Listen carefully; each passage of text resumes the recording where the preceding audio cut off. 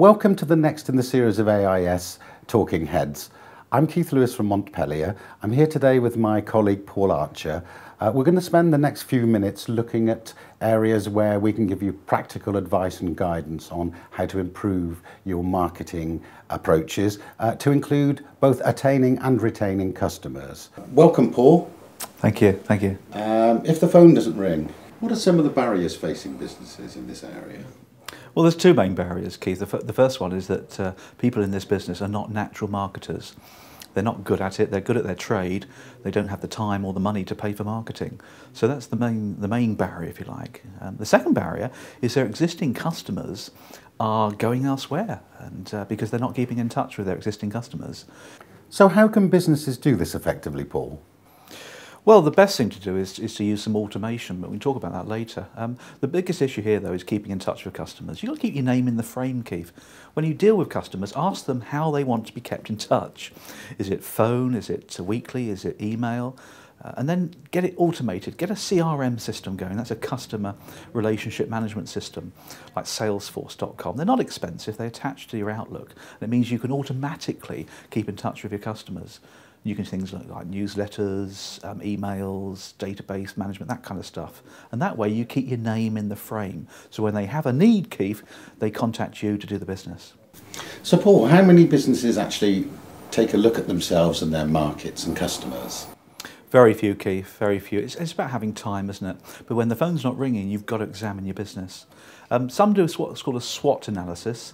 That's a strengths, weaknesses, opportunities and threats, to see that they're up to date and they're serving their customers' needs.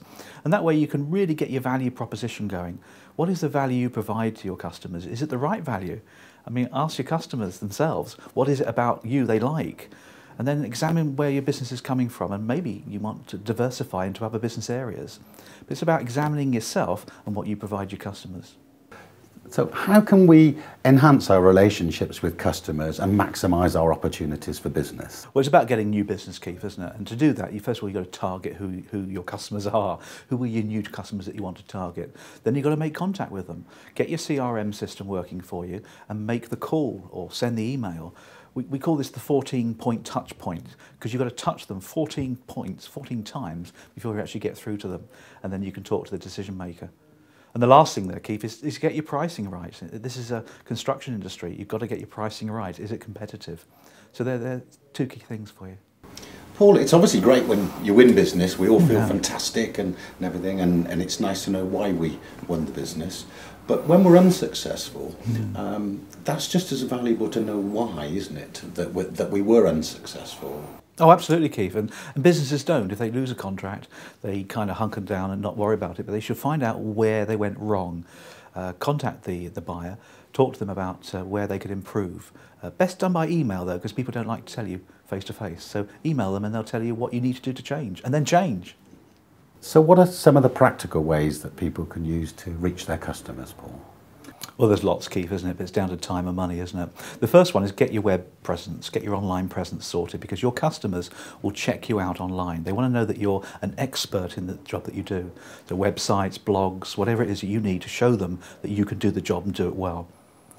Second one is customers, your existing customers. See if they know anybody else that might benefit from your services. Go for a referral. That's really important as well. Thirdly, get on the phone, Keith. When you've targeted your customer that you want to go and talk to, get on the phone, make the call, go and see them as well. The other one, Keith, is tendering framework agreements. In the construction trade, this is a particularly useful way of getting new business.